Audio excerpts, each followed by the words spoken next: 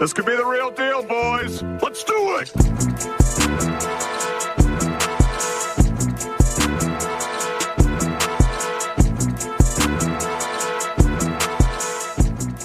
Welcome to the Reggie and Jerome podcast. I'm your co-host, Big D. To my right, my man, Big J.A. What's going on, everybody? To my left, Sammy C. What's happening, Captain? What up, man? You already know, week 12 recap of the Birds, week 13 preview of the Birds. And, well, what we thought might happen happened a lot sooner than we thought it would happen. I don't know if it's rock bottom, but yes, the shit be sinking. But before we get into that, we're going to do like we always do. We're going to take our shots. Go Birds. Go Birds. Yes, so to recap, Black Friday game. We watched it together. Birds lose to the Bears. What was the final score? 25-15? 15. Mm-hmm. Yeah. Weird game. Interesting game. It was one that we all picked them to win. That obviously did not happen. But we'll go around and talk about our thoughts about the game. Fellas, we'll get more into the minutia, the micro of the game in a second. But first thoughts, man. What'd you guys think of the game, Sammy C? My first thoughts were, what the fuck, dude? Can we just win? Can we just win a game without stressing about it? Anything like that? When was the last game we won that was like that? Maybe the Giants game? Yeah, I think it was Giants game. Yeah. You know, but like where the offense comes out, they play a dominant game. You know, the defense comes out, plays a dominant game at home. Black Friday was a blackout game. You know, everybody's wearing their black jerseys. Man, that's all I wanted. And that shit didn't happen. So it was bad. J.A. The ship is indeed sinking. No, offense, man, it didn't look good out of the gate. And I said, here we go again. And the whole time, all I can think about is the 2023 season and the collapse that was. We'll see. But no, I mean, and even as bad as the defense played because our offense left them hanging out there to dry, they still kept us in the game. And we did nothing to help them out. Something's got to change. Something's got to change. We've talked about that for the past 5 weeks. Probably something's got to change. We're not really sure what that is, but something does have to change, and we'll get into that. Let's look at some of the stuff that happened in the game.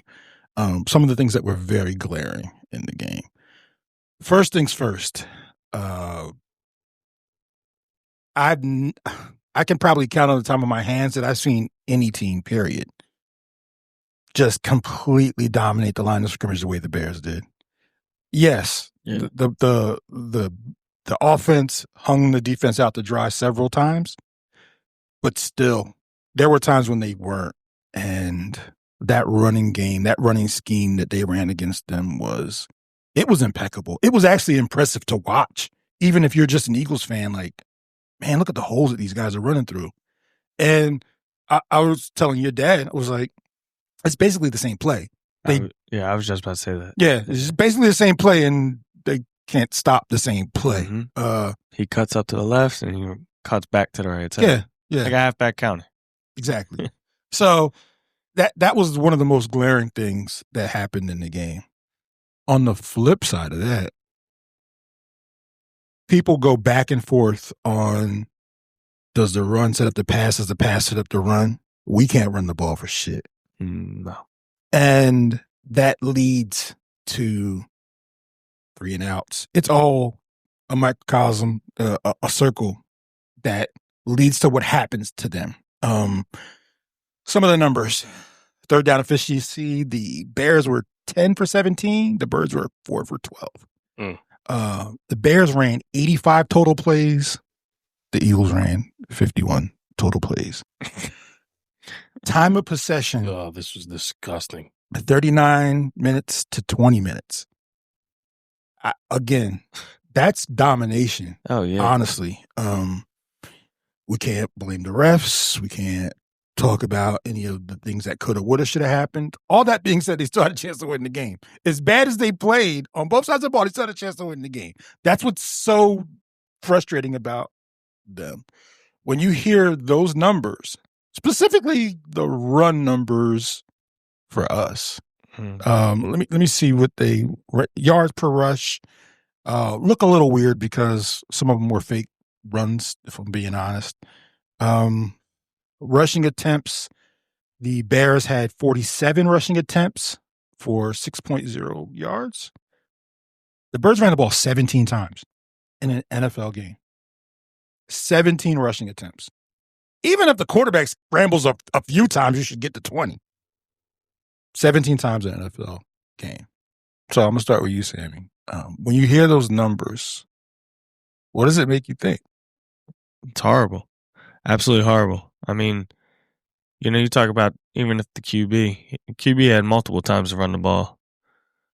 Talking about Jalen Hurts, he had multiple times to run the ball with that, QB sneak or QB draw right up the middle. I mean, it was open just like it was open in the Dallas game. We can't get this run game going, and it's not good at all. I mean, you look at any other team, they rush the ball more than 17 times, and I just can't wrap my head around it. I don't know. I mean, Barkley looked better running the ball. Mm-hmm. He wasn't dancing around. He was just trying to get to the holes, and, make something happen. But offensive line did not look good again. And the penalties, the false starts, the holdings. You're never going to win a championship playing like this. Much less a game. Or a game, yeah. I mean, shit, we've seen it. Now we're on a 2-game losing streak now. So flying across the country. Yeah. For a Monday night game. Monday night game. Yeah. Jad? We couldn't run the ball against a team who was without two of their starting linebackers, who wasn't necessarily great against the run to begin with. It's the offensive line play has been atrocious the last 3-4 weeks. It hasn't really been great all season, but number one, if we're running the football and you have an extra tight end out there, I'm tired of seeing Grant Calcaterra. He played 12 snaps. 10 of those were run plays. He cannot block a damn thing. And he's clearly out there because of that. It is atrocious. Right. So you asked him to block it on 80% of his snaps, and you might as well just had a blanket out there. They were rolling him over.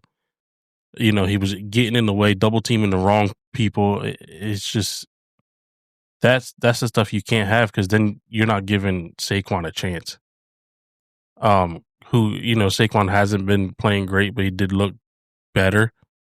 When there's supposed to be a hole there and there's not a hole there, where are you supposed to go? Him and Calcaterra and Jordan Mailata tripping over each other. That's stuff that you practice on every week, and every week there's no excuse for that. Yeah. Jalen's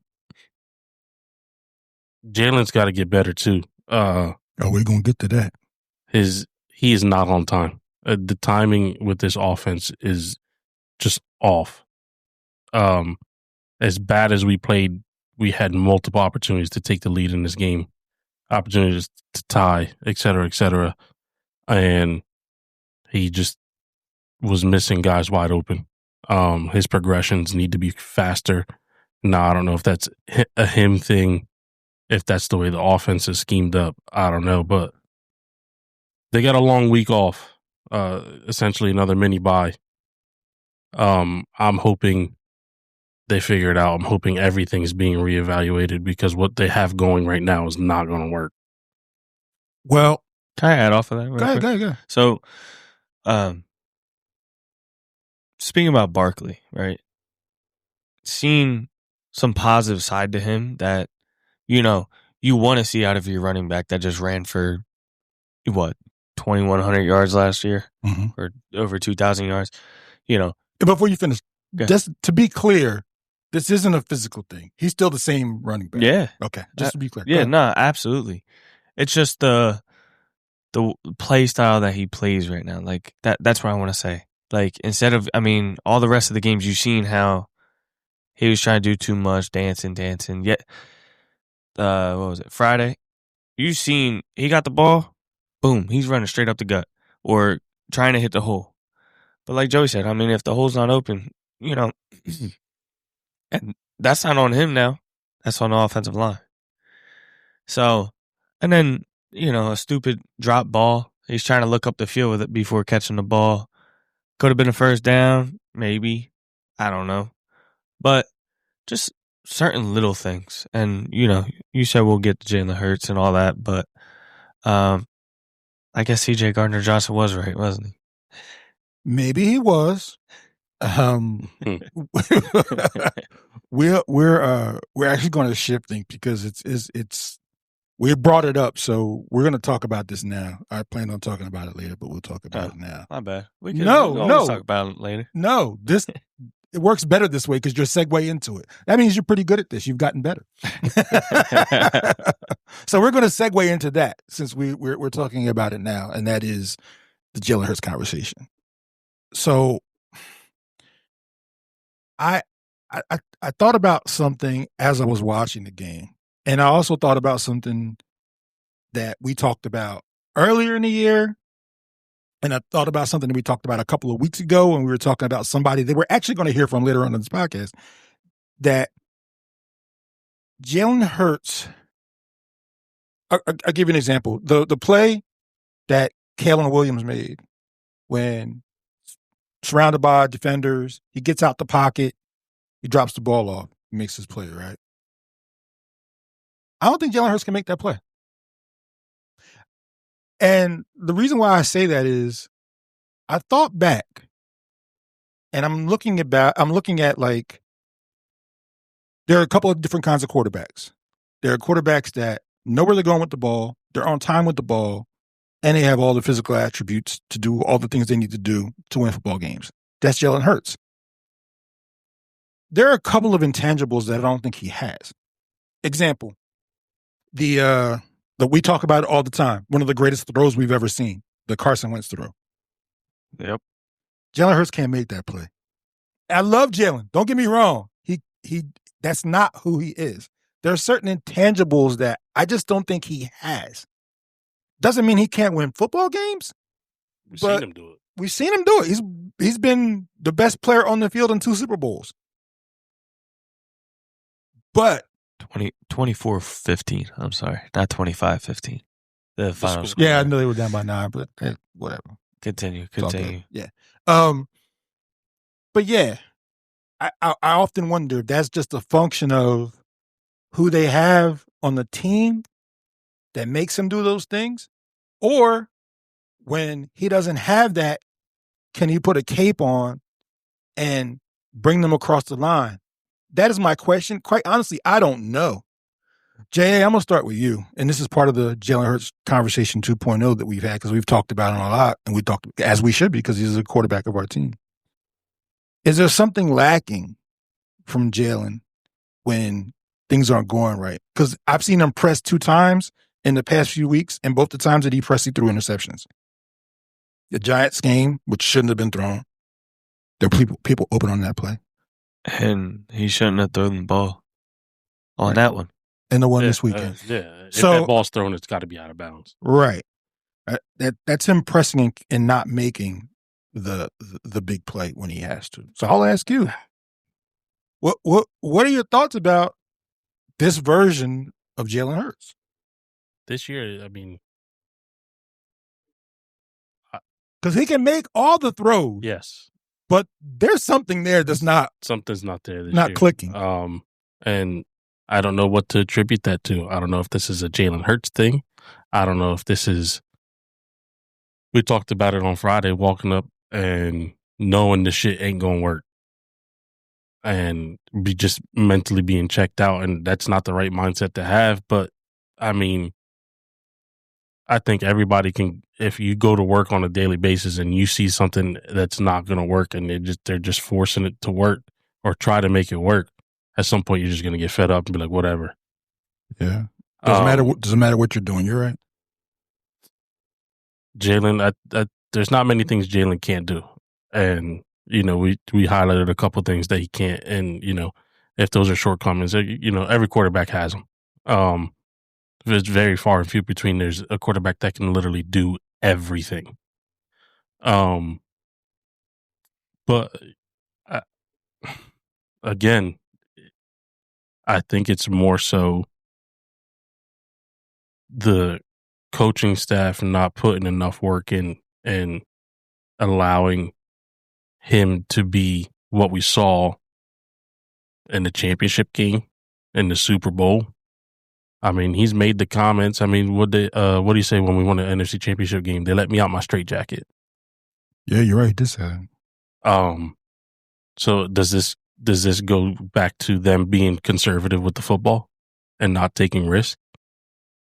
It's tough to say because we're not in the building.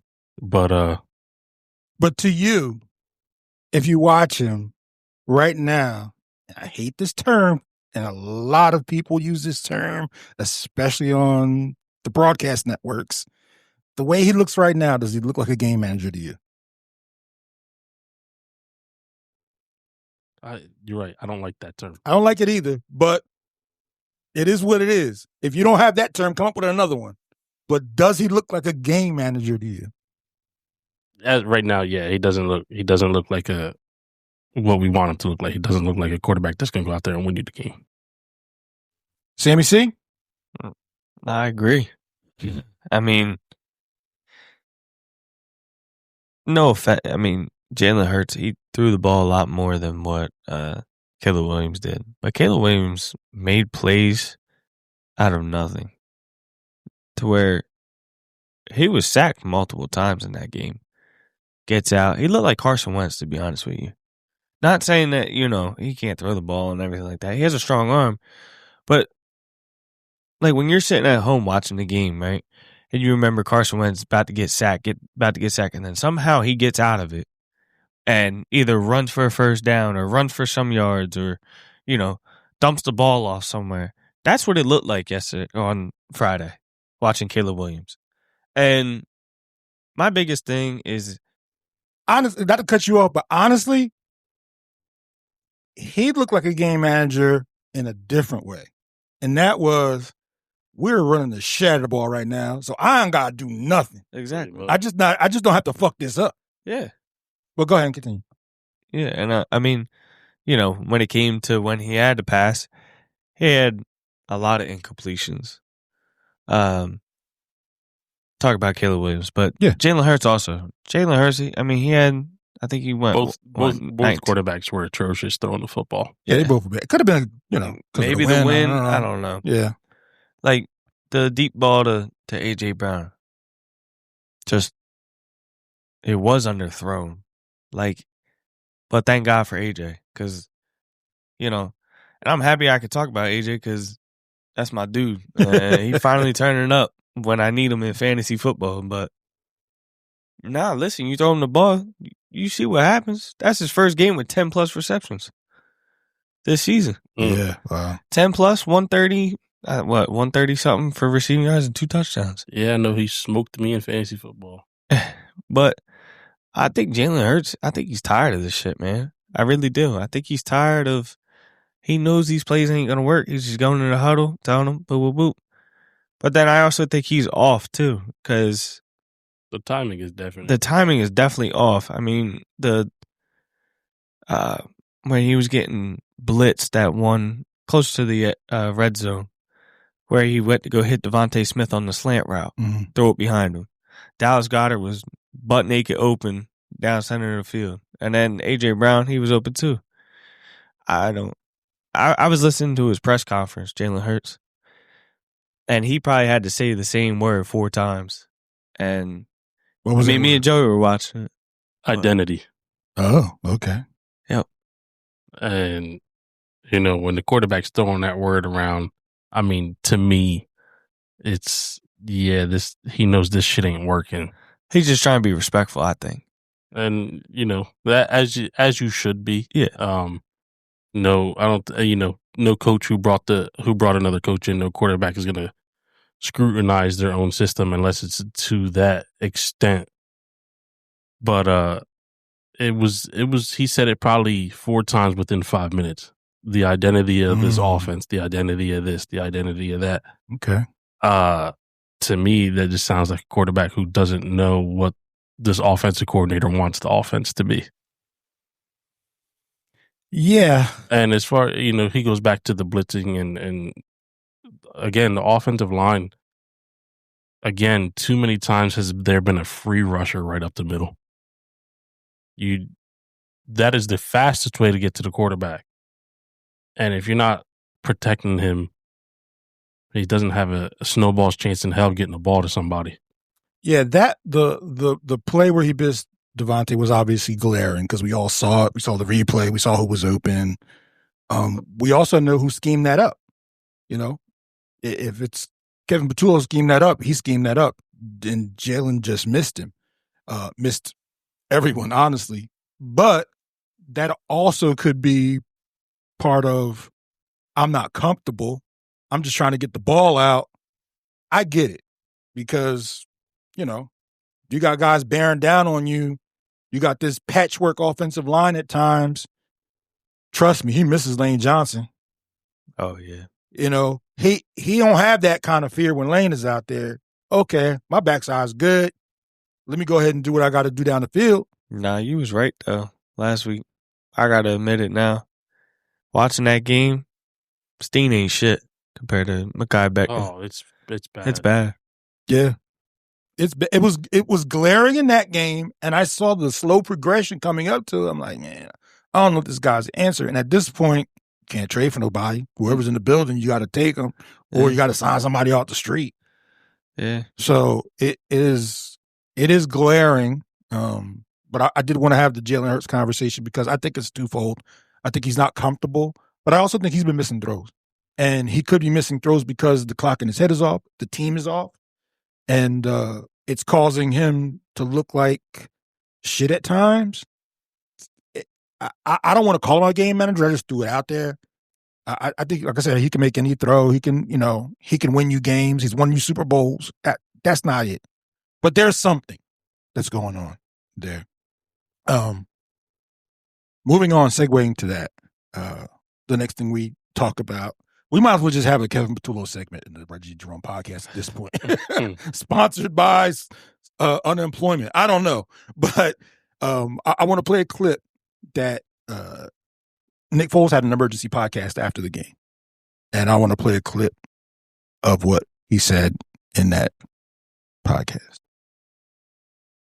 What I'm looking at is, all right, Kevin Patullo, I was looking at his history, and this is, there might be some minor changes, but from what I picked up was being a passing game coordinator, his role was to be in the box, to be in the booth, to oversee what is happening on the field from a up above perspective, not being on the sidelines with the players and feeling the emotion from the sidelines. He was in a controlled environment to see coverages, to see plays, to make recommendations in the passing game in his career in Philadelphia up to this year. When he was hired from within to be the offensive coordinator, he then, and I agree with his standpoint and what he said, I want to be on the sideline where I can speak to Jalen Hurts and speak to the offense and they can see me face to face and have that interpersonal communication. I love that. I love that before the season. I think that makes a lot of sense. I think that's what the players were used to. And it's always nice having your coach on the sideline to talk. But at this point, something needs to happen, and I don't think Kevin needs to be fired. So I think the answer right now is little micro changes to make guys more comfortable in their position. So I think Kevin Patullo's first thing needs to go from get out of the sideline, get away from what's going on, the emotions, because that could be clouding your vision with play calling. You have a different perspective from the sideline. You can't see the coverages as they're forming. You can't see the defensive alignments very well. You can see it on the tablet afterwards and sort of make predictions. But when you're up in the box, you can see it as the drive is going on, what they're trying to do. And you can see the concepts forming more clearly. And that is what you have been trained in since 2021 to sit in the box. It's all he's ever done, right? It's all he's ever done. So my answer to the Eagles. And once again, I'm not calling Howie. I'm not calling Mr. Lurie. We did get a lot of feedback, a lot of views from our YouTube in our last segment that we pulled from our podcast, and it's gaining ground and gaining followers because we're trying to give a deeper perspective. We're not trying to just say, oh, fire someone. We used to do this. It's like, no. Like, we got to be better than that. You and I were players. I got to see mountaintops. I got to see valleys. I got to see different personalities. As a quarterback, I'm a problem solver. I like to solve problems. So when I'm looking at this, I'm like, okay, a simple adjustment is put him up in the box and bring someone from the box down.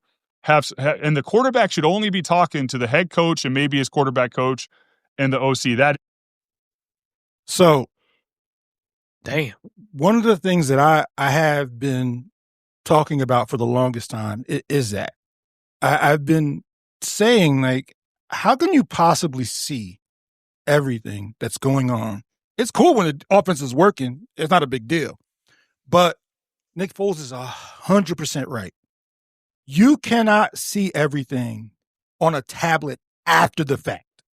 Yeah. You can see everything in the box when you're looking down, and then you can kind of adjust and make changes. What's going on? It's funny. I don't mean to bring him up, and I'm not bashing him in any way. But one of the things that Nelson always says is, why is he over there on the sideline not talking to nobody? That's what you're supposed to do. The only people that should be in your ear are the head coach, the OC, and the quarterback coach. That's it. Because if I'm the wide receiver and I'm in your ear, they tell them to stay away from them. He can go over there and talk to them if he wants to, but if he's sitting there by himself, it's basically like a no-go zone. Don't go over there and talk to him. It's like a pitcher on game day. Right. You don't go over there and talk to him. Hey, man, that deep crosser, I was open. You're fucking his head up. You're not supposed to talk to them at all unless they go over there and say, hey, man, my bad, I missed you, or great catch, or some shit like that. That being said, I want your thoughts about what Nick Foles said. I've been saying this for a while, but I want to know if it is enough of a change or at least the start of a change. Because at this point, I'll be honest with you, I mean, they don't look like they can win 3 more games at this point the way they look, no matter who they play. So I'm going to start with you, Sammy. What do you think about what Nick said? And do you think that's a good move going forward? I mean, I do. We're talking about a Super Bowl QB. Who, like I mentioned before, has played with some of the best offensive coordinators ever. Absolutely. And I mean, if you want to start somewhere else, this is where it'd be. I would give it a try. Why not? I mean, obviously this is not working. I look at Vic Fangio, look at him. He's up in the box. He's not saying, I think he's always been up in the box, though. I don't think he's ever been. Yeah. Unless he was with the Dolphins. On the Dolphins? Whenever he was the head coach, he was on the sideline. But other than that, he's up top. And I think that's, I would try it. I would just try it. I mean, I don't like Kevin Patullo. I don't like the way he calls games. But I also don't think Jalen Hurts really needs him down there. He has his QB coach. Just get the play call from upstairs, send it down. And if he needs to talk to anybody, he could talk to Sirianni or he could talk to the QB coach. I mean, I guess try it this week, and I don't know. I said we don't change by the Raiders game. Our season's done. So you got this week and next week. So yeah, J.A.? My mind immediately went 2 different places. My mind went to, okay, I can see what Nick's talking about, that might be better fit for Patullo. But then it also went to, okay, well, what the fuck's our passing game coordinator doing up there now? And it also went to, well, if we got to put you up in a box, are you not qualified to do this job? That as soon as I heard that, that's where my mind went. Look, something needs to change. There's obviously no questioning in that. But if it isn't a play call change, maybe it is a relocation of the offensive coordinator. And at this point, what's the worst that can happen? You keep losing football games? Yeah, I mean, pretty much. Yeah. at the end of the day, wins and losses matter. Don't matter how they come. Yeah, because we won some ugly ones. Yeah. I'll take an ugly victory over a 40-point loss any day. Yeah. Did you see what Nick said after the game, Sirianni? No, enlighten me. He said, "We are not changing the play caller, but we will evaluate everything. It's never just about one person. We win as a team, we lose as a team." I agree, because the play caller has nothing to do with false starts, penalties in general. Even going back to the Dallas game, bringing the ball out at the one. Play caller ain't got shit to do with that. But that being said, there's no way Nick does not know where all eyes are pointed at. It's the reason why he gets asked the question. And I get it. You're trying to protect your guy. I don't expect him to say, "Oh, yeah, we're about to fire this motherfucker next week." I don't expect him to say that. But at some point, Jeffrey's going to ask him, if he hasn't already asked him, "What's going on, bruh?" Yeah, because Jeffrey Lurie, he don't like losing. He don't like losing Especially at all. paying all these people, all these guys money. You know? You got superstars. To his credit, though, he never meddles in that aspect of the team, which is one of the things I really, really like about him. He doesn't really meddle. He lets the guys that he pays do that. Lets Howie take care of that shit. He lets administration take care of that. It had to be something crazy, like somebody got caught with a hooker or some shit like that. That's the only way he would like meddle. Yeah. But for the most part, he don't. But he's still there, and he's still got to be like, "Hey, man." Yeah, he's got to be watching the same thing we are. We are. Like, he goes to the locker room right after the games. "Hey, what's going on?" I know all he does is pat people on the shoulder pads and tell them we'll get him next time. But when he leaves and there's no W, he's got to want to know what's going on. Yeah. And to add off of the Nick thing, right? They interviewed Saquon. Did you guys hear what they asked Saquon? No. So they asked Saquon about the loss after, on Friday. His response was, "The sky's falling outside the locker room, but I have nothing but the utmost confidence in the men in this locker room." Again, what do you expect him to say, though? Nah. He can't bash anybody. He can't bash anybody, but it's just a general statement. Yeah. General statement that he said it. Jalen Hurts has said it very nicely about Kevin Patullo. He just doesn't actually say it. Yeah. You think all this is coded language for? Yeah. That's what you think it is? I think so. You might be right. At this point, you might be right. I mean, Jalen Hurts only said the same damn thing 4 times. 4 times in his press conference. And then they asked him a question about, how he was like, "That's my fault. That's my fault." Or they asked about the tush push. And they were like, "Have you always wanted the tush push to stay as a play call and all that?" He said, "No." He said, "No." He said, "But It showed it's a vulnerable play." That's what he said. He said that, that's on me. I got to hold on to the ball. And they changed their look on it.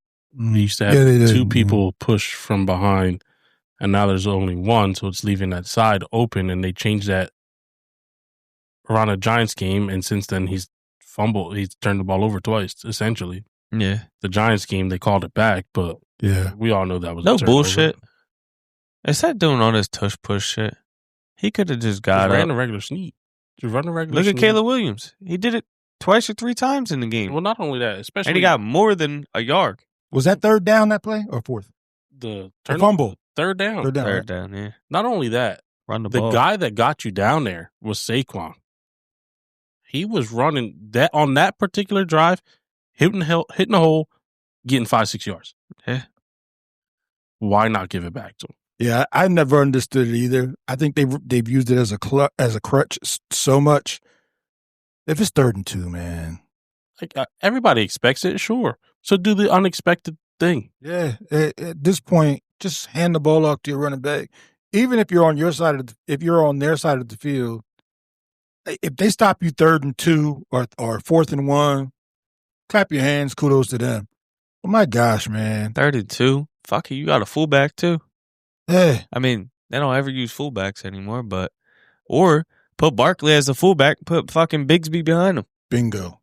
I wouldn't have a problem with that either, honestly. That I formation. Yeah. Have him follow. Why not? Have one set that leading block. You don't always have to do the tush push. It's predictable now. Well, I mean, just like the rest of our offense. They play branded, but okay. Yeah. Yeah, and it's You also have you have a full playbook of other plays. yeah, Exactly. and the play has gotten some warts to it over the past few weeks. Teams have.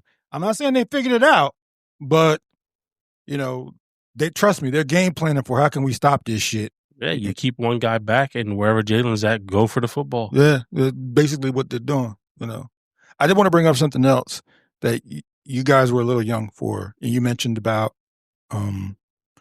what Jalen's going to say about identity, right? I remember when Peyton Manning was trying to get to the Patriots. He keeps hitting his head on the wall. They couldn't get past him. Right? In the presser afterwards, they were asking him about the game. You could probably look this up on YouTube somewhere. They were asking him about the game. And as the reporters were asking him, he says, we had some protection issues. Next question. Yeah, we had some protection issues. He must have said it 3 or 4 times. Right? Next year, the tackle and the guard were gone. So I think that. You think Jalen Hurts wants Kevin Patullo out? I think Jalen Hurts wants consistency at the offensive coordinator position. I think that's what he wants. He's tired of it. And Yeah, I can't blame him. I can't blame him. I think he'd be okay with Kevin Patullo being there if it meant he was going to be there next year and they could try to kind of figure this shit out.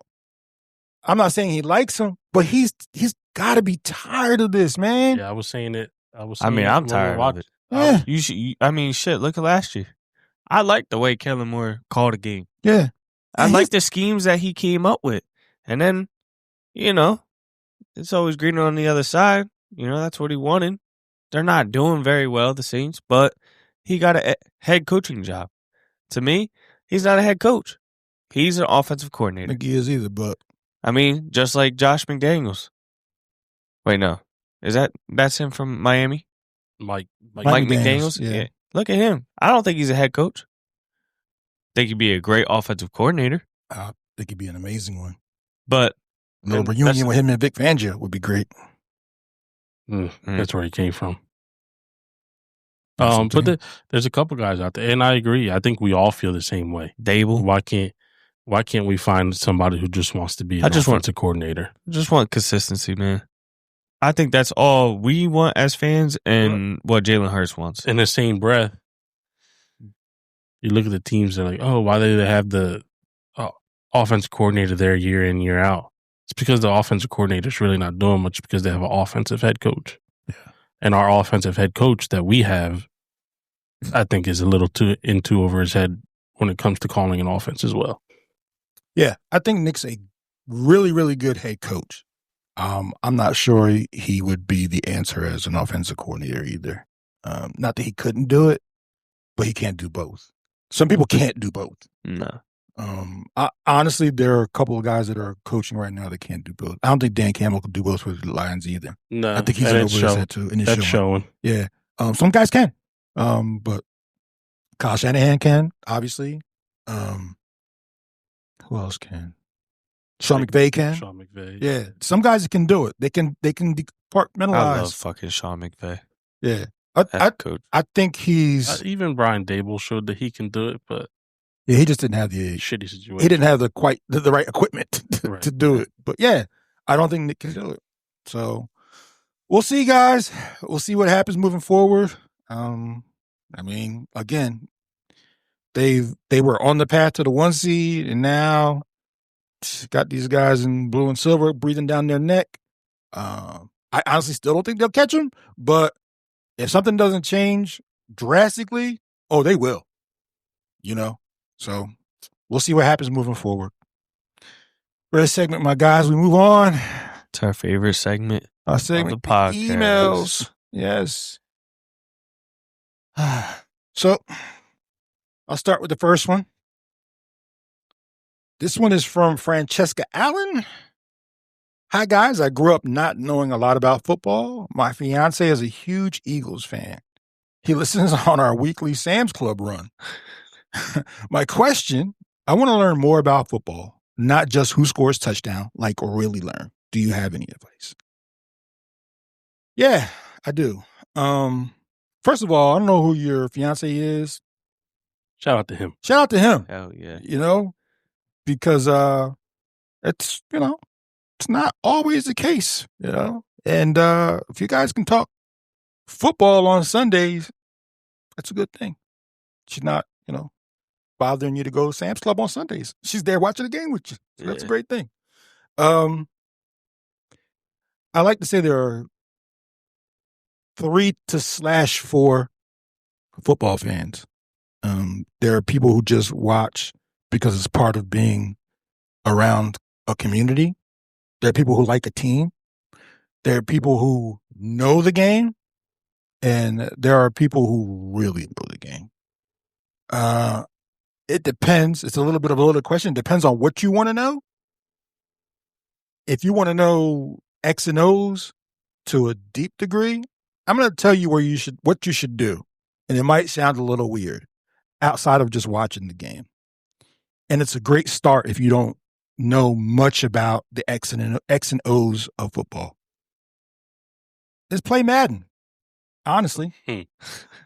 I'm serious because for somebody like me, obviously it's different. But if you don't know much about zone coverages or what man-to-man is or even what routes can be run, you can watch Madden and just pick the plays, but don't play the game. Just let the game autoplay. And you can be the head coach of the team and just pick the plays. Just let the plays run. Let them pick what they're going to do or who they're going to throw it to. You can learn so much about the game by that. Also, watching replays of games, there are several books by women who love football. A lot of people give my girl from ESPN, Mina Kimes, a hard time, but that chick knows football. She can break down coverages, schemes. She's really, really good at it. You don't have to always play to know a lot about football. So there are books. I ain't going to tell you to go watch all 22 film because you're not going to know what you're looking at when you watch it. But eventually you might. And just the more and more you watch, you'll learn. And also listen to the color commentator on the games that you watch. Some of them are good. Troy Aikman is really good. Tony Romo is really good too. Tony Romo calls out almost every fucking play that's about to happen. He's good, but he's gotten annoying. He is annoying. He's annoying, but he knows what he's talking about. Yeah. Greg Olson's really good. Listen to those guys and watch that part of the game. And like you said, just not watch the touchdown. So that would be my advice, Francesca. Great email and good question. Sammy, the next one's on you. This one comes in from Fred X 2000. I heard you guys touch on the draft, Lane Johnson replacement, and what the Eagles need to possibly look for. Do you draft for need in the first round or best player available? I'll start it off to answer your question. I think we touched on it. I think Joey touched on it last podcast or podcast before. And I really think that Lane Johnson needs to do some watching of the film in college and do what they did for Jason Kelce. They asked Jason Kelce, hey, listen, you're close to retiring, and who do you think could fit your role. And honestly, I think he's been good, Jurgens. He hasn't been, Kelsey, but I would do the same thing, honestly. I would have Fred or Lane Johnson look, and I know we drafted a few last year, but they were like in the 6th, 7th round.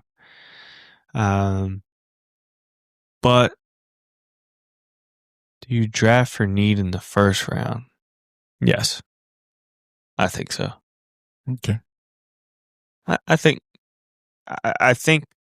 so, because you can't always go from the best player available per se, like where all the analysts have them going on, number 15, number 14, whatever, like in the draft order. Look at Quinyon Mitchell. There was guys, Kool-Aid from the Saints. He was ranked higher than what Quinyon Mitchell was. And now look. Well, that would be best player available then. But at that point, tough. he was best player available. That's tough. I guess he would. It all depends on where you're I at in the don't know. draft. I mean, was Jahai Campbell best player available, or was that a need? Probably both. Probably both. Yeah. But how often? That doesn't happen often. Doesn't happen often, yeah. We'll get into that. Yeah. That's a name we'll bring up after we get through these emails. Okay. But it all depends on where you end up in the draft. I mean, if you're a late first round draft pick, chances are those top of the line tackles are probably off the board already. But stranger things have happened. You don't know how a draft board is going to play out. And it all depends. There's a lot of time between now and then, and the need could be elsewhere. This is true. We all know there's a glaring spot at the cornerback position as well. So we'll see what happens. There's a lot of time between now and then, and hopefully our pick is at the very end of the draft. Let's hope so, and let's hope they nail it, whatever that is. Good shit. J.A., last one's on you, buddy. This one's from Rich Palmero, ESQ. Great podcast, guys. Lawyer, okay. Thank you. I was just about to say it. Who do you think are the untouchables on the Eagles roster? Or better question, who would you get the most in a trade right now? This is a tough one.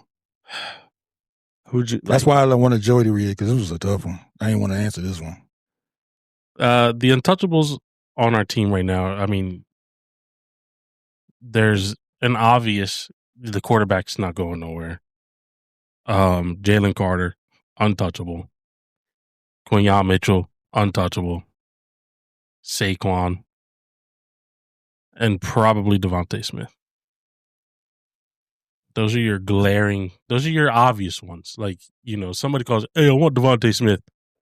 Goodbye. I'm not picking up the phone. Lane Johnson. Your offensive line is pretty sort of untouchable. Other than that, if I could trade right now, who would I go and get? No, that's not the question. Nah. Who would you get the most for? Who would you get the most for? Oh, I've read that wrong. Ooh. Devontae Smith. Well, you'll have your time to answer, Sam. Yeah. Well, he said untouchable. So you'd get the most for Jalen Carter. I think. I mean, okay. He's probably top 3 defensive lineman in the league. Is he a 2 first round pick guy? Can be. It depends. I mean, there've been some trades this year where guys got 2 first round picks. Yeah. In terms of if this was the trade deadline and the way things were going down, yeah, you were walking away out of there with 2 first round picks for Jalen Carter. He's a game changer. He's not, he's just not he's not a rotational player. He's a game changer. And he can go out there, and he's done it for us. He'll win you a football game. Yeah. So he's your top untouchable. Yeah. Okay. Sammy C, who is you heard the question? What you got?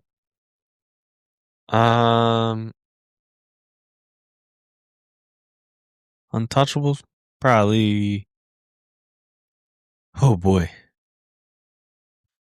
Quinyon Mitchell. And probably Jalen Carter. And then, I mean, probably the superstars on the offense. Barkley, Hurts, Devontae. And I wouldn't even say AJ. I don't know who'd you get the most for in a trade, but I would think I would have to say Smitty, man. I think you can get a lot for Smitty. Just because he's a number one wide receiver, and like we always say. That was my next question. You think he goes somewhere and can be a number one wide receiver on another team? Absolutely. Absolutely. Just the way that he plays the game, his route running is top tier. I mean, he's one of the best wide receivers to ever, like, all together from college to. Yeah, we've spoken about it. I think you can get a lot for him now. 2 first-round pick guy? Ooh, I don't know about that. I think a first round and a player, maybe. Or a first and a few, like maybe a first and second kind of guy. I don't know if it'd be 2 first. What do you think? You think so? Yeah, I don't know. I mean, the way that he's playing right now, I'd probably say yeah, honestly. 2 first rounds? Yeah. I don't know. Yeah. What would you say? Man, it's a tough one. I think it depends. I think it depends on who you're trading with. I think that has a lot to do with it. Right. You know? Yeah. It depends on how bad somebody wants the player that you have. You just look at it like, again, depends on who you're trading with. The Texans got 3 1s, a third and 2 fourths for Deshaun Watson. That was crazy. 3 1s. Yeah. Well, that's because of who they They're traded trading with. with, right? But that shows the desperation at the quarterback position. I think Jalen can get you 2 1s. That same team would probably give you 2 first for Devontae. Yeah. They probably would. And they'd probably give you 2 firsts for Jalen, too. Yeah. It depends on how bad you want the player. As far as the untouchables are concerned, yeah, I got to agree. I think it's Jalen Carter. I'm not even really sure, only because of the money that they gave Saquon as the untouchable, because teams know what running backs are. 2 years, 3 years, you can draft a running back at high in the draft. He might give you what Saquon's giving you now, but he's not going to be Saquon Barkley. You're just not giving away 1 first-round picks for running backs. It just very rarely happens. So it would have to be Jalen Carter. Somebody's going to be there for 7-8 years. Jalen and Smitty. But I think the most return for your investment would definitely be Jalen Carter. I think it gives you 2 1s and probably a player or a second or a third. You know, he's top 10 pick in the draft. And is your stepson untouchable? Oh, yeah, he's untouchable. He doesn't get you 2 1s, but he's untouchable. Yeah. Drafting corners is fucking hard, bro. And then you got one. There's a reason why they don't hit the market very often when you got one. Yeah, you need to hold on to them. You need to hold on to them. You know, it shows you what the Jets thought of Sauce Gardner. That name was bigger than what the player he was. Yep. So they were like, yeah, all right, you can go. But Pat Surtain ain't going nowhere. You know what I mean? He might retire. Look at Denzel Ward. Yeah. Same thing. Perfect example. Yep. Where the Browns gone? Nowhere. They could have got an amazing return on their investment for him. But they sure as hell ain't letting him go. Ain't letting him walk. Just by the slight chance that they turn this shit around, they got a corner. They ain't got to draft one. So, yeah. So, I think Quinyon's definitely an untouchable. Him and Jalen Carter are most certainly untouchables. I know this is so off topic, right, real quick, but you talked about Denzel Ward on the Browns and everything. You think Myles Garrett breaks the record for sacks this year? I don't see how he doesn't. He's at 18 already. Yeah, I don't see how he doesn't. Yeah. I didn't even know that. Yeah. Did you watch in the last game they played? Yeah. What do you have? 3? 3. And Game before he had 5, 4. I don't know. It's been insane to watch him now. I'm gonna tell you right now, man. I don't like invoking this person's name, but man, he looked a lot like 92, bro. I'm telling you, man. He was. There was nothing they could do. I hope he does break through. I hope he does too. They were chipping him, double teaming him. He's too good. There was nothing that they could do. Like, he literally wrecked the game by himself. The record? Michael Strahan. By what? 1 or 2? Yeah, didn't Brett Favre laid down for him. Yeah, Didn't by Watt one. have one? He was close. Isn't Watt up there though? He's I could have close, sworn he had yeah. like 22 or something like that. He had 20, I think. I 20? think the record's 21. Okay. Yeah, I don't think there's any way he'd have to get hurt for him not to do it. He's averaging like a sack a game. Yeah. He might insane. put this shit out of reach. He faces the Niners today, so Yeah, he could do it. Shit. Yeah, that's great. I mean, shit, he could do it now, but he still has fucking 4 or 5 more weeks after. Yeah. They already had their bye week, Yeah, so incredible. Another This is the 3-sack last week. game. Oh my god. yeah, this is the last Yeah, week. he might put that shit out of reach. He may. Yeah, that jersey going into Canton. I'm telling you, well, it's going into Canton anyway. Oh, Yeah, I was You know, Yeah, I know. there's very few players that you can say that reminds you of 92, and he's one. He's of them. one of them. I had to bring it up because Yeah. Nah, I that's seen good it. shit, man. So That was good shit. Great job, guys. shout out to my sister's boyfriend for that because he brought it to my attention at family dinner last week. Did he really? Yeah. What's homeboy's Shout out name to again? Gino. Gino. Yeah, I'm gonna shout him out because he did bring it to my attention. We were talking, sitting there. I was like, "Holy shit!" I was like, Yeah, I didn't realize that he could really So- break this shit. Wow. Nobody really noticed. He plays for the Browns. That's why. Well, and it's it's Myles Garrett. Everybody knows Myles Garrett's going to Yeah. do Myles Garrett. But when he had a Things. game with 5 sacks and then 4 and then 3, Yeah. I was like, dang. Only player in modern history to be on a team that had 5+ sacks. Motherfucker had 12 sacks in 3 games. and lose the game by 10 or more points. Yeah. What is that the stat of the week? It can be. Say it again. He is the only player in modern football history to have 5 sacks in a game and have their team lose by 10 or more points. Yeah. Damn. You know how shitty you got to be for that to happen?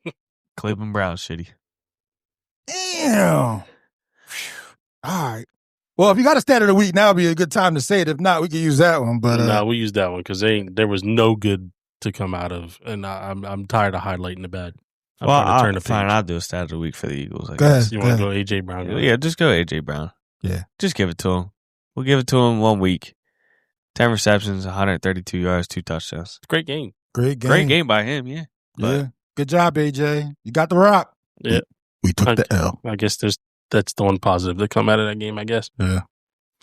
Great job, guys. Thank you guys for the emails. Yeah, thanks for the email. Great question. Great questions, as always. You can reach us at djspodcastnetwork@gmail.com. Can't believe I remembered that. Yeah, start on the bottom of the paper for this one. Yeah. But yeah, great job, guys. Keep the emails coming. We love them. And we're going to take a short break and we'll be right back. What's up, everybody? It's your man, Big D, here from the Reggie and Jerome podcast. I want to introduce you to my guys, Simply Clean 856 Auto Detailing. When you need your ride to look absolutely the best inside and out, trust Simply Clean 856. Whether it's deep interior restoration, a flawless exterior shine, or if you need to get your windows tinted, my guys at Simply Clean 856 do it all. Whether it's your daily driver, your weekend tour, or even a show car, they treat every car like it's the best. So when you need to get your ride done, check out my boys at Simply Clean 856.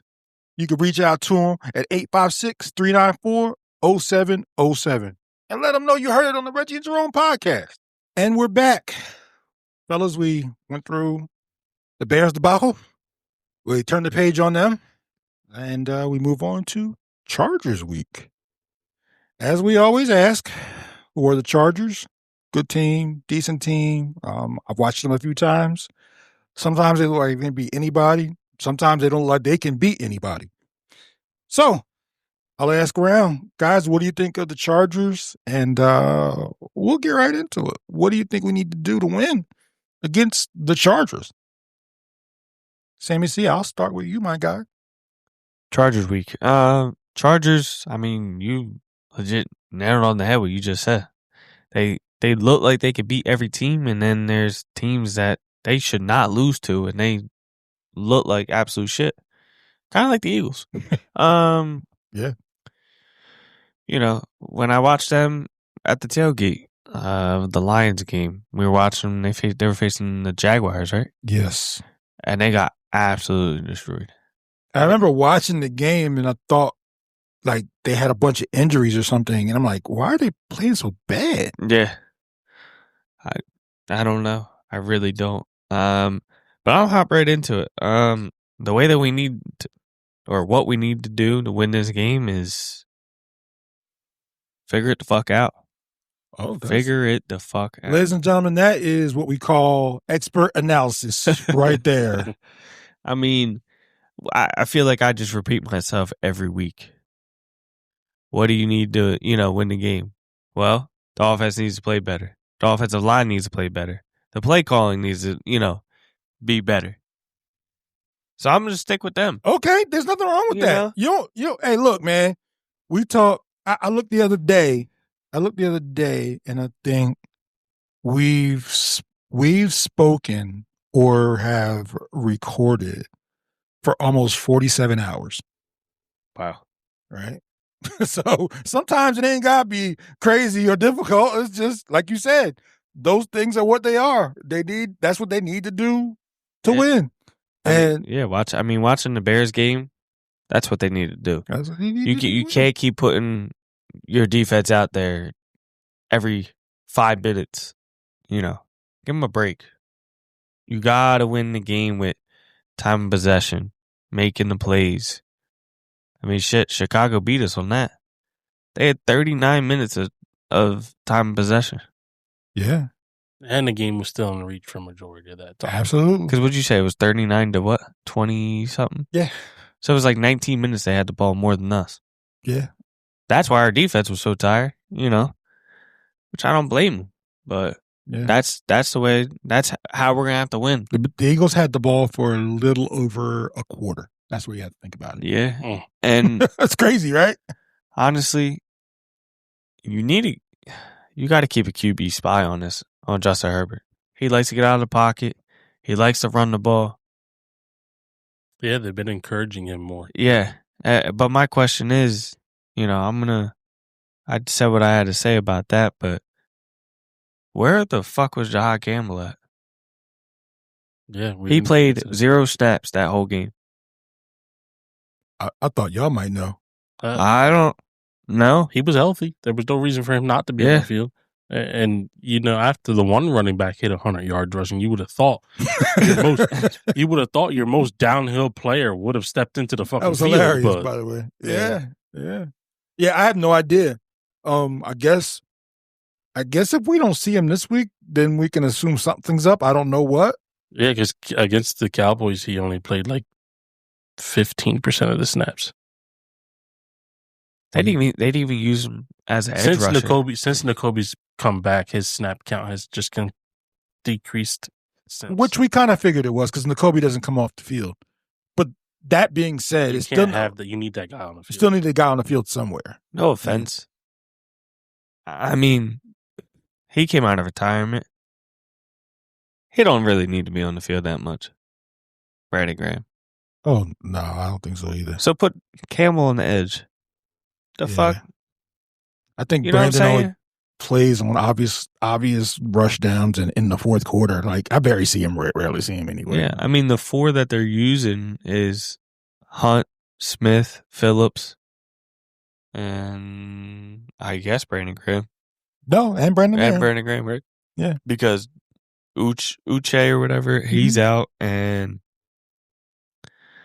Ojulari or whatever his name is, he's out too. So, but yeah, Jay, what you got, bro? Yeah, we'll kick it to you on.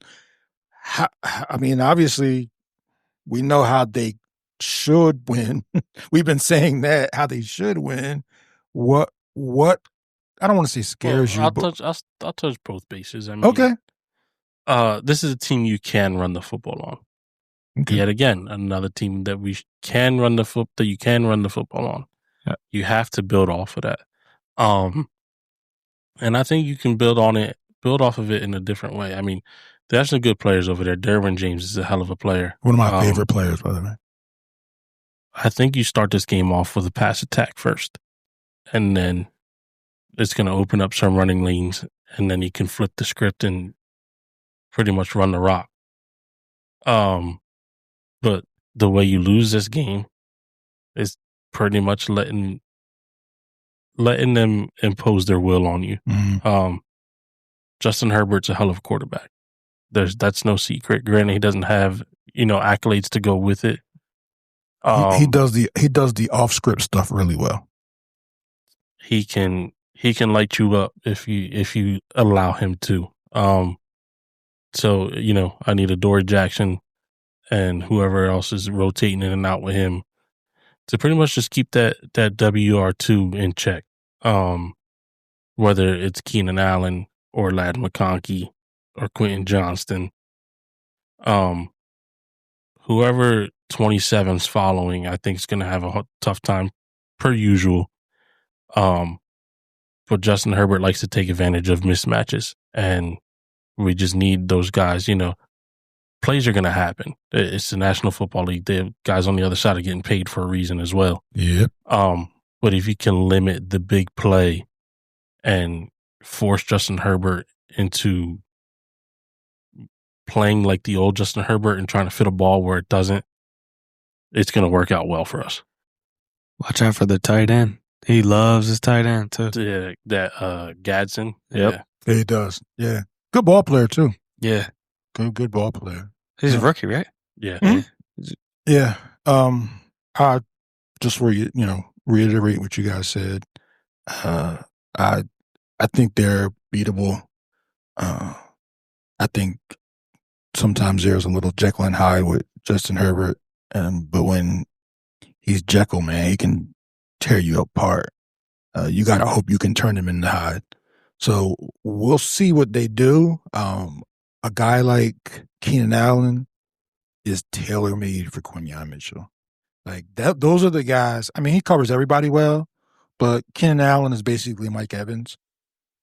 Tall guy, decent route runner, just catches everything. But guys like that for Quinyon that's not quick twitch guys, yeah, he shuts those guys down. So I'm assuming they'll try to get him away from Quinyon and get him lined up against Adoree Jackson. So I think that's where the Birds on defense can stop them. On offense, they need to run the fucking ball, man. They have to figure out the running game somehow. And like you said, you can run against them. And I hope Saquon builds off of what he did last week, because before I was watching some film and he was hopping into the football. Jalen, turns around for a handoff, and I was like, what did I just see? And I watched a few more plays. He's not taking the football in stride. He was hopping into the football, almost like a pre-cut, and I'm just like, why? I noticed the same thing. I'll ask you, why you think he's doing that? I don't know. I'm going to be honest, I don't know. Why do you think he's doing that? I mean, my only guess would be to look like he's being shifty or try to confuse the defense of which way he's going, but it doesn't look like it's been working, or he's not trusting his line in front of him. Bingo. You're making a basic pre-cut because you know that the play's not going to work. To try to determine, because you don't think the play is going to work. So it's almost like running with the ball before you caught it. He's doing the same thing. I noticed it a couple of weeks ago. He did it in the Dallas game several times. Mm-hmm. And I'm like, that's interesting. He even used to do it all the time when he played for the Giants. Because he didn't think that the holes were going to be there for him to be opened up. So he's already thinking, I'm going to cut now before I even got the ball to get to my next read when I get the ball. You can't play running back like that. Tank Bixby do that? No. got the ball ran, right? Something's going on with Saquon, and he's mentioned it as much. He's struggling. But I'll say that that's what needs to happen. As bad as the offensive line has been, and they've been bad, somebody at his caliber and their caliber, they're a fucking NFL team, they still got to be able to run the ball for more than 60, 70 yards, man. You can't have what they just did or what they've been doing. That's a great segue into who needs to step up. I'll start this one first. Who I think needs to step up. I mentioned it earlier. I think at some point, mentally, the quarterback needs to step up. And I think he needs to somehow figure out to put a cape on. So, Jalen, I know you're not listening, but if you were listening, I'll say that if you want the murmurs of the guy who used to play at Alabama not to come back and continue to build on who you are now, the guy that's been in 2 Super Bowls and won one and played the best in both of them, it's time for you to somehow put the cape on. I don't know how you do that. If it's a function of the offensive coordinator, you need to overcome that because you're not the first person this has happened to. There have been great quarterbacks who have had shitty offensive coordinators and still figure out a way to win. So for me, that's the person who needs to step up. I'll give it to you guys. I mean, you took the player. I'll agree with you with that one. You disagree with me? Yeah, I agree with you. I would have to say the offensive line this game. I mean, I don't know which side he's going to be on, but you got Khalil Mack, and he can still put some moves on you and get to the QB. Still a hell of a good player. Yeah, so offensive line needs to step up. Let's get this run game going, man. You know, we should have rushed all over the damn Dallas Cowboys, but we didn't. So there's another team, like Joey said, you could rush all over. So that's who I think needs to step up. I'm going to combine them, you know, the offensive and Barkley. I mean, the run, you know, he can't go nowhere without an offensive line. So I'm gonna stick with that. Well said. Yeah, I was kind of on the same page there. Obviously, it starts with Uno. I need this is what the fuck I do, Jalen, to come out. Good. And he's got to lead this team the rest of the way. And it starts this week this coming up against the Chargers. And the other one, Saquon. Put your foot in the ground and haul ass, bro. Straight up. There's to me, there's still once you're in open space, there's nobody that can tackle you, and I still believe that. I don't think that player's gone. Oh no, but we need to get him into that second level. So yeah, I mean, we're all kind of on the same page. It's got to be Jalen. It's got to be the offensive line. It's got to be Saquon. You know, if you get Saquon going, it obviously opens up the passing game. I mean, so let's put our foot in the ground, hit the hole, and go. Yeah, and not take our fucking foot off the gas like we did in Dallas. Just keep scoring, bro. I don't care if the coach on the other side is like, yo, dude, what the fuck? It's 55-3. I don't care. Put up another 20. You got to get that momentum going. Just let it go. Just let the offensive. If they can get it going, just let them ride. Don't stop at 21 and then do some. Let's just run the ball. Nah, just keep fucking scoring. Keep scoring. Keep doing what you got to do. The other person that needs to step up is Nick Sirianni, though. Mm-hmm. And I hope that he reevaluated or whatever this whole offensive side. Yeah, you're right. You know, we win as a team, we lose as a team. He can't do anything for false starts or, you know, offside, whatever it can be. You know, the flags. Nah, bro. You need to step up as a head coach and figure out what the fuck you gonna do with this offense and the play calling, everything. The scheme is not there. You got the first 15 plays, and then after that, it's downhill. So yeah, Nick's gotta assert dominance, I guess. Like, yeah, no, I agree. This is not the brand of football we play. This is not the brand of football I want to play. let's turn it the fuck around. Yeah, I mean, you just Comes want from to the keep top down, right? Yeah. you just want to keep getting booed, and it's gonna happen. You know, us Eagles fans, we don't mess around with that. Yeah, Nick.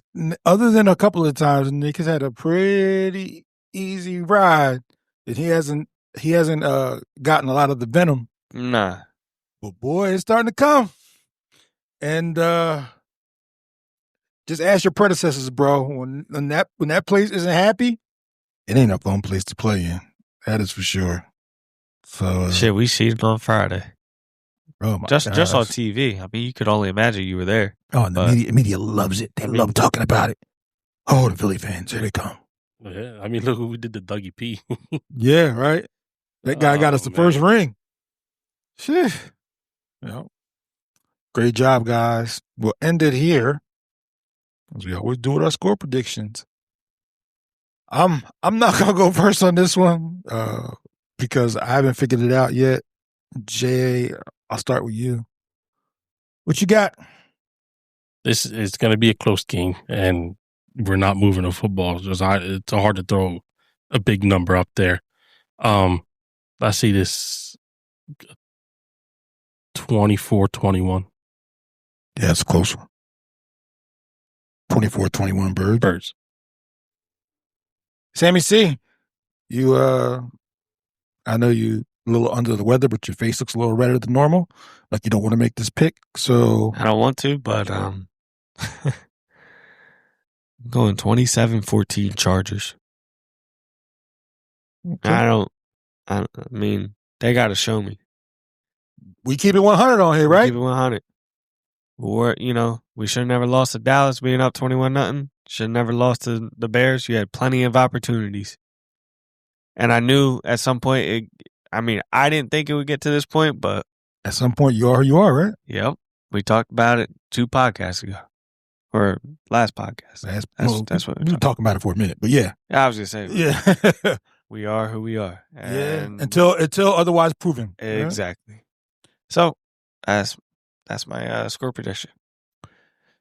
My score prediction is 28-24 Birds. And I will say that this is the game where you've heard everything. Your back's against the wall. Like Saquon said, the sky's falling outside, but not inside the locker room. They lose this one, the sky will be falling inside the locker room as well. And This is the get right game. it has to be. Yeah. If this isn't the get right game, not only do the ship be sinking, there'll be some guys in that locker room and maybe outside of the locker room that will be looking for jobs at the end of this year. You can't If have, not immediately following that. yeah, you can't have a Super Bowl contending team throw up this and it not. It's not like Nick is or Kevin Patullo is in the Andy Reid realm where you keep going back and back and back to Super Bowls. For all intents and purposes, they could be one and done and never get back there again. Shit is hard to do. So if y'all guys don't want to be in that conversation with the one and dones, it starts this week to turn it around. If not, we can start talking about the draft in 2 weeks. You know what I mean? Yeah. So we'll see what happens, but that's what I think. I think it's 28-24. I think this is the get right game. Hopefully this is the get right game. But that's what I think. Shit, they lose this game. That Flyers podcast really going to be showing up, man. I'm Legion of Doom podcast coming soon. You know what I mean? dead serious, man. Yeah, but Yeah, man. You got a longer break in between games. Get healthy. Devontae Smith, especially. And you're going out to some sunshine, man. Bring that sunshine. For whatever reason, I love being in the sunshine. So to me, this could be a feel good, let's play good kind of thing. Yeah, it could be we get across the country, we get away from that venom that was spit at us on Friday. We get a chance to breathe. And Nick Sirianni gets to evaluate because I'm tired of hearing that. He's only said it the past 2 weeks. Yeah, we're going to evaluate. Well, listen, you can only evaluate so long. and so many times. Yeah, you right. I'm just Sammy. saying, No, you right. you know. You right. So, but I agree. I mean, hopefully, getting away from Philly helps us. Let's go get some sunshine and bring some back with us. Absolutely. Still bullshit how we don't have back-to-back home games at all this season. Just letting you know. Because It is wild. Dallas, they got that shit. They just played us, and then they just played the Packers. Or The Chiefs. the Chiefs at home. Chiefs. Yeah. I'm gonna save it for the next pod, and I was close to putting it in this one, but there was a really, really good email about that. Yeah. Yeah, really, really good. All right, email good. Well, I about can't that. wait I'll for the save next it. I'll pod. save it for the next pod. I was gonna read it in this one, because it was a little lengthy, and I'll cut it down a little bit. But yeah, there's a really good email about that. So great job, guys. As always, no matter how the birds are doing, the Go Birds at Wawa aren't the same when they're losing, Nah. but we still love them. We ride with them, and we'll see what happens. Yeah, y'all have a good week out there, too. Yeah, we want you to first thing in the morning, just be up, pop it on. Drink your coffee on the way to work. Yeah, and then Monday morning. you got all week until next Monday. To listen to it. Exactly. So I'm sure there are going to be a lot of emails after this one. So we can only read a few, but I don't know. We may have to up it for next podcast. Yeah, maybe, trust me. Maybe more than 3. because during the buy there was a ton, and this is kind of like a mini buy. So yeah, we might have to up it in that. But great job, guys, and you'll be hearing from us again soon after the Chargers game. And as always, we leave you with Go Birds. Birds. Go Birds, dickhead. We out.